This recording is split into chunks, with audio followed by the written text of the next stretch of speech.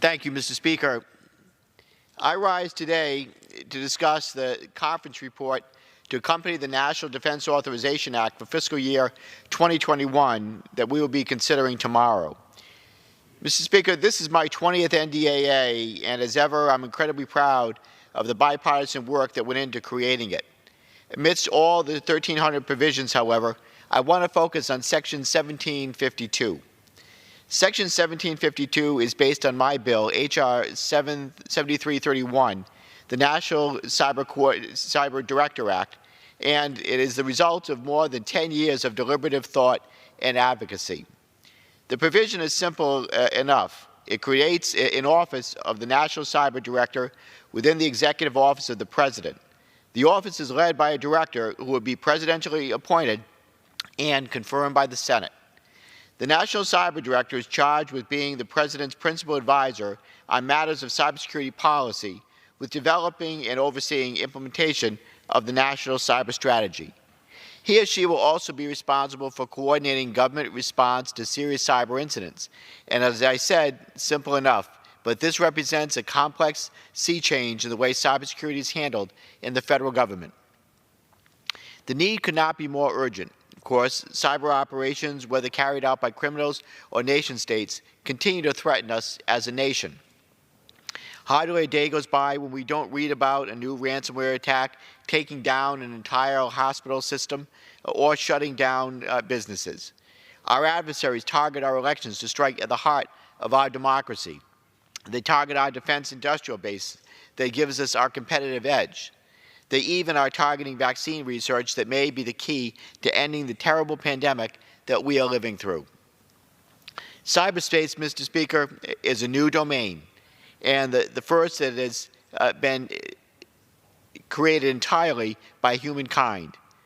We would not expect that emerging security challenges in cyberspace would be easy to tackle, and of course they have proven to be quite difficult. After all, many security paradigms that developed about borders are virtually meaningless when it is as easy to attack a computer across the room as it is to attack one half a world away. While decidedly thorny, these challenges are not insurmountable. However, the federal government has not risen to the challenges as well as we could hope. Now, there are many reasons for this, but probably the most important of which is that nobody really is in charge. So cybersecurity is often passed off as an IT problem, best left to the geeks to handle, instead of being recognized as an operational risk that needs attention from senior leadership. Most federal agencies do not have cybersecurity in their core missions, so investments in cyber capabilities can fall by the wayside. Computer systems also pervade every aspect of the federal government's work, so coordination is required across the entire interagency. The failure to rise to address these challenges pose real risk to the government. Sensitive government data, such as clearance information stored at the Office of Personnel Management, has been stolen. U.S. corporations suffer billions of dollars in damages each year from cyber incidents, and other adversaries increasingly view the cyber domain as an idea for conducting asymmetric warfare in the gray zone below the level of armed conflict. For more than a decade, Mr. Speaker, I've been involved in numerous efforts to root out underlying causes of the government's inability to get its arms around the cybersecurity problem. Most recently, I had the distinct privilege of serving on the Cyberspace Solarium Commission, a 14-member body chartered by Congress to develop a strategic approach to protect the United States from cyber incidents of significant consequence.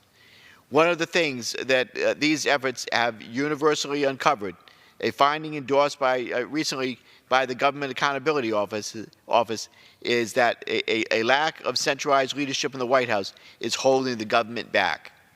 Only the White House, Mr. Speaker, has the ability to compel interagency cooperation and ensure that cybersecurity efforts are synergistic and deconflicted.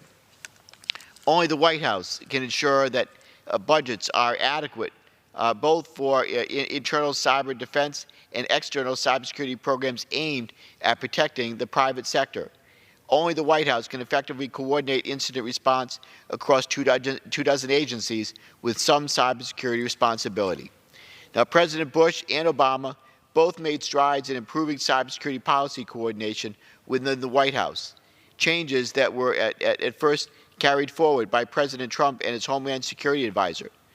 But none of them gave the position they created the gravitas, the authority needed to be successful, and eventually the then National Security Advisor John Bolton eventually eliminated the cybersecurity coordinator position altogether. So clear now, Congress needed to step in and provide strategic direction with the National Cyber Director Act that we have here. Finally, we will have the accountability that comes from having a leader within the executive office of the President that we can interrogate about cyber strategy writ large, and that we, as the Congress, will in turn be accountable to our constituents for ensuring the strategy is executed and resourced properly. This NDAA will be an incredibly important bill in the history of cybersecurity legislation, and I am honored to have played a key role in advancing it. Madam Speaker, like any bill a decade in the making, many hands have gotten us to this point with the National Cyber Director Act. First of all, I owe an enormous debt of gratitude to Speaker Nancy Pelosi for appointing me as her designee to the Cyberspace Solarium Commission. Developing and implementing the Commission report has been one of the highlights of my congressional career, and much of the progress that we've made on the National Cyber Director is due to my fellow commissioners. I want to start with Congressman Patrick Murphy, was my original ally on this proposal based on his experience in these halls and in the executive branch. Tom Fanning brought his expertise as a major utility executive in crafting a recommendation that ensures accountability. Frank Salufo focused relentlessly on appropriately scoping the authorities of the office, while Suzanne Spalding fought to ensure that the National Cyber Director will have the insight into all U.S. operations in the cyber domain. Dr. Samantha Ravitch's initial skepticism was essential to making sure the final recommendation reflects the realities of working within the executive office of the President. Finally, Chris Inglis's invaluable feedback means that the bill we vote on tomorrow will fit squarely within the strategic vision laid out by the Commission. Despite my years of working on this proposal, I was always impressed by Chris's ability to elegantly connect the National Cyber Director recommendation with our broader mission. Now, I would never have been exposed to the idea of a stronger coordinating authority within the White House were it not for my time on the Center for Strategic and International Studies Commission on Cybersecurity for the 44th Presidency, which I was proud to co-chair. My fellow co-chairs, General Harry Radke, Scott Charney, and especially Congressman Mike McCall, all helped shape my thinking during my first deep dive on this topic. And of course, we would have been lost without the expert guidance of CSIS's Jim Lewis, the Commission's Executive Director. After 9 years of trying to pass a bill to codify a cybersecurity role within the White House, what changed this year? Well, quite frankly, John Bolton and his poor decision-making changed the equation. I don't think that anyone realistically ever thought that given the ever-increasing threat in cyberspace, that somebody would dare eliminate the cyber coordinator at the White House. Yet, in one of the worst cybersecurity policy moves ever seen, Bolton did just that, making clear the need for congressional action and to establish a permanent cyber director. So that need was well understood by Chairman Adam Smith, who has backed the inclusion of Solarium recommendations in the NDAA since day one and who has consistently supported the National Cyber Director Act. Chairwoman Carolyn Maloney also provided vital support. When I first spoke to her about the Solarium report, she immediately got why leadership in the White House was so important. In addition to joining the National Cyber Director Act as an original co-sponsor, she convened a legislative hearing that teed up consideration on the House floor. The witnesses at that hearing former House Intelligence Committee Chairman Mike Rogers, and former Obama Cybersecurity Coordinator Michael Daniel, Tenable CEO Amit Yoran, and Suzanne Spalding made a clear and compelling case for expedited consideration of the bill. And Chairman Jim McGovern and his Rules Committee colleagues took up this charge, ruling in order an amendment consistent with the text of H.R. 7331 during our floor debate on the NDAA. As my colleagues well know, passing the House is only half the battle. And here's where my fellow legislative commissioners really carried the day. Senator Ben Sasse, who authored the legislation to create the Cyberspace Solarium Commission, made more officially organizing the government a central part of his push for improved cybersecurity.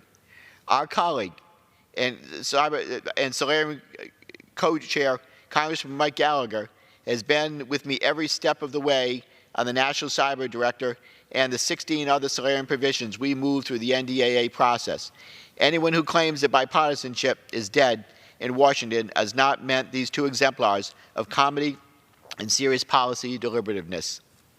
In the Senate, my counterpart, the chair of the Senate Armed Services Committee Subcommittee on Cyber, Senator Mike Rounds, has been a negotiating partner without equal.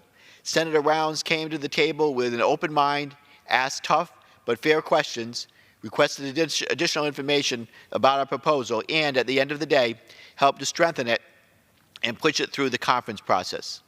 I also want to thank Congressman Katko, who went to bat for the National Cyber Director in conversations with the White House. And a special note of thanks is reserved for our other Solarium co-chair, Senator Angus King. Senator King has been the soul of the Solarium Commission, and I continue to be in awe of his steady leadership throughout the process. Senator King's maxims, whether that, and I quote, sloppy structure leads to sloppy policy, end quote, or that we needed, and I quote, one throat to choke in the executive branch, perfectly encapsulated the central themes and issues at stake. And I can say for a fact that no one fought harder to ensure that the Senate accepted a strong version of the National Cyber Director Act in the conference process. So thank you, Senator King. Finally, Madam Speaker, as all of my colleagues know, we would be lost in this institution without the staff that supports us. I would never have begun this journey in cybersecurity policy if it were not for Jake Olcott, my former staff director on the Committee on Homeland Security, Subcommittee on Emerging Threats, Cybersecurity, and Science and Technology. Likewise, my then MLA, Davis Hake, helped draft and introduce the Executive Cyberspace Authorities Act of 2010 that provided the scaffolding for the National Cyber Director Act, and his successor, Michael Herman, further refined the concept. The Solarium Commission staff has been, frankly, extraordinary to work with, and a great testament to the Commission's Executive Director, Admiral Mark Montgomery. From day one, Mark challenged us to draft a report that would be actionable, not just a doorstop, and this NDA is a realization of his vision and his unflagging work ethic. My fellow legislators, Solarium liaisons, Steve Smith on Senator King's staff, Chaz Morrison on Congressman Gallagher's, and Brett Federley on Senator Sasse's, stepped up to ensure that all of the oars stayed rowing the same direction, no matter how choppy the waters. We would never have had a hearing on the bill were it not for Emily Burns of Chairwoman Maloney's staff, and Laurie Ishmael was a critical link at the Rules Committee to ensure that the bill would have the opportunity to be debated and voted upon. On the Senate side, Jeff Rothblum from Ranking Member Peters' staff helped us navigate the jurisdictional hurdles that come with any piece of cybersecurity legislation and offered insightful comments and guidance throughout the process. During the conference process itself, we relied heavily on Katie Sutton and Kirk McDonald, two pros on the Senate Armed Services Committee staff, and Eric Schnellgrove, staff lead for Ranking Member Elise Stefanik. Lastly, but certainly not least, I want to acknowledge my own staff. My MLA, Caroline Goodson, ably assisted by our defense fellow, Captain Matt Lake, thrived in her first NDAA and expertly balanced the many priorities I have within my IETC portfolio and for my constituents in Rhode Island. My cybersecurity fellows, Derek Wagner, Eric Song, and particularly Allison Browning, have all been brilliant minds and wonderful team players who have helped me get the most out of the Solarium Commission. At the end of the day, though, this bill never would have gotten done without my IETC cyber lead, Josh Stiefel. Josh immediately understood the importance of the National Cyber Director based on his time working on cybersecurity in the interagency. Using that experience and his skill at negotiating, he definitely steered the National Cyber Director and more than 24 other Solarium recommendations through the NDAA. One of the hardest things to do is to entrust someone else with something of great value to you. But I never had any hesitation letting Josh work at the staff level discussions, and I'm incredibly lucky to have him on my team. Finally, and most importantly, the National Cyber Director Act, the dozens of other Solarium recommendations, and countless other cyber initiatives that I've developed over the years would never have existed were it not for my legislative director, Nick Liserson. Nick has been the engine on my cyber policy work for 6 years. His legislative expertise and commitment to advancing effective cybersecurity policy have elevated the cyber discussion on Capitol Hill and kept our country safer. He has worked tirelessly for many years, and I am deeply grateful for how he has turned the National Cyber Director Act into legislation and finally into reality. Madam Speaker, this year's NDAA is one of the most important pieces of cybersecurity legislation ever to be considered by Congress. There are so many cyber provisions, from creating a joint cyber planning office at the Cybersecurity and Infrastructure Security Agency to requiring a cyber force structure assessment, that we had to create a new title for the bill. But the crown jewel is the National Cyber Director Act. I look forward to working with President Biden and Vice President Harris on the new administration to stand up this office. I have often said that there are no silver bullets in cybersecurity policymaking, and I still believe that. But I know that I will sleep more soundly knowing that there is a central coordinating figure in the White House empowered to protect the country. And I hope that the legacy of this bill will be safety, security, and stability in cyberspace for decades to come. Thank you, Mr. Speaker, and I yield back the balance of my time. The gentleman